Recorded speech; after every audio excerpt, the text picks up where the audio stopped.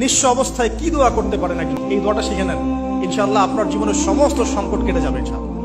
আমি নিজেও এই দোয়াটা বেশি বেশি করার চেষ্টা করি। দোয়াটা হচ্ছে, মুসা আলাইহিস সালাম একটা গাছের নিচে হেলান দিয়ে বসলেন, বসে দেখলেন দুজন মেয়ে দাঁড়িয়ে আছে দূরে, পানি নিতে পারছে না, লোকজন পানি নিয়ে যাচ্ছে, ওরা দাঁড়িয়ে আছে বেচারি। মুসা আলাইহিস সালাম গিয়ে বললেন, কি সমস্যা আপনাদের? এটা নিয়ে আপনারা আবার মেয়েদের সাথে কথা বলার চেষ্টা করেন, ঠিক আছে? তো মাহারাম গায়রা মাহারাম মেনে চলেন।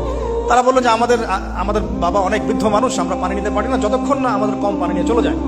মুসা আলাইহিস সালাম তবে একটু বললাম না, ফিজিক্যালি খুব স্ট্রং ছিলেন, থাকে না বডি বিল্ডার, সামনে গিয়ে কথা বলে সরব পানি দিতে দাও, তখন মানুষ একটু মূল্যায়ন করে না।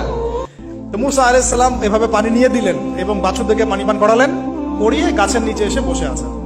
বসে বসে তিনি দোয়া করছেন, এই যে দোয়াটা, তিনি দোয়া করছেন, রব্বি, একটা নেক কাজ করলেন, নেক কাজ করলেন না, মানুষের উপকার করলেন, নেক কাজ করে এসে গাছের নিচে বসে দোয়া করছেন, আল্লাহ এখানে তো আমার খাবার পানি বাসস্থান কিছুই নাই, আমি কি করব?